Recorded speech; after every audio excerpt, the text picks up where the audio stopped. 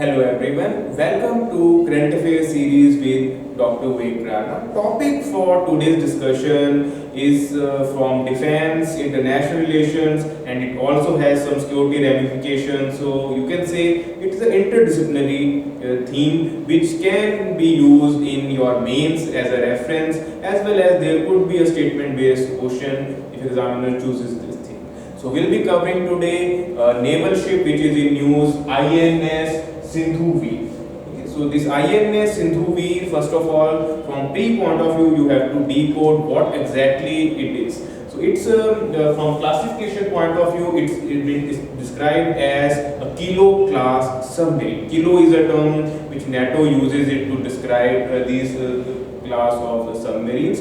And by submarine, we can clearly make out that it will going to be used for naval purposes. So the submarines, we all know, they are mainly underwater, and they are mainly used in anti-ship or anti-submarine operation. They give a definite tactical edge to countries which have these advanced capabilities. India is already among the 6 countries which boast of having nuclear submarines.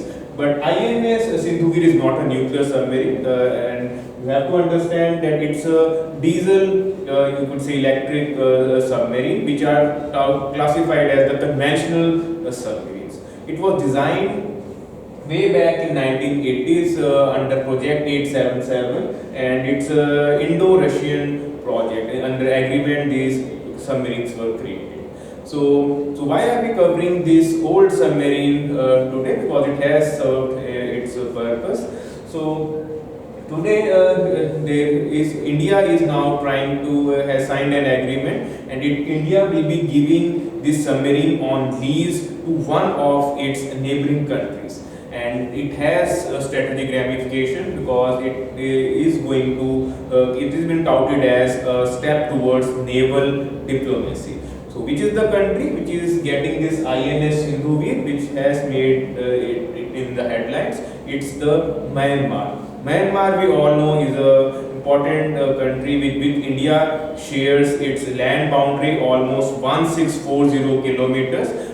Mizoram, Manipur, these are the states which share the maximum boundaries, and also it has a maritime boundary of almost 725 kilometers. So we have seen that China is flexing its muscle not only on land frontiers but also asserting itself in various Indian Ocean region. The South China Sea, East China Sea, whether it's the Indian Ocean, it's trying to just this expansionist mindset is trying to leave its footprint everywhere it is going. So this is what makes this theme an important one, because from we can say the highlight of this is going to be, this is India, you could say Myanmar's first ever submarine, because it's one of the countries which is not too advanced in terms of navy, and it depends on other countries for its asset. So this is being touted as the state-of-art package from Indian side to the Myanmar, and it's not that the first time India is helping Myanmar in its naval condition. Even the last year we had handed over advanced light torpedo, which was Shena to Myanmar, and also naval sonars and drones have already been handed. So, and we are also training their personnel to how to use this submarine. The highlight of the submarine is it's quite a useful submarine. It can stay underwater for almost 45 days. There are almost 60 sailors which it can carry, and also it has the advanced radar systems and other navigation systems to boost it. So it's a good thing that line of credit agreement has been signed, and India can boast of close cooperation with one of its military neighbors.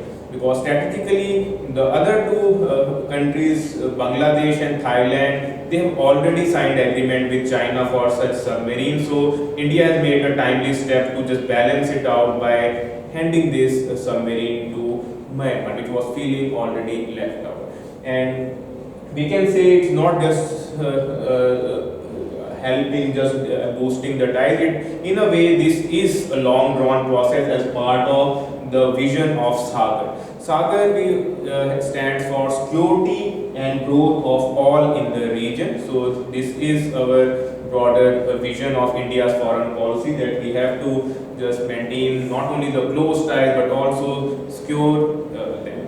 And also in there the Kaladan project, and it will further give boost to the Act East and Look East policy of India. So let's hope that this step further strengthens the bond between the two neighbors and help in stabilizing the diplomatic relations to next level. And it's a step which also in a way helps in countering the expansionist China. So overall, it's a good move and a win-win situation for both the countries. So make sure from pre-point of view, don't confuse this with some aircraft carrier or some major warship. This is a conventional submarine, diesel electric powered, and this has been the first step, because we might try to just give such more submarines to other countries as well. And this has been done after taking permission from Russia. There is no conflict of interest whatsoever. So I hope this update on INS Sindhuveer, or we could say a new chapter on India's naval diplomacy, you find it useful. If you have any specific query, please feel welcome to ask them in comment section. We will try to answer your genuine queries. So thank you very much. Have a nice day.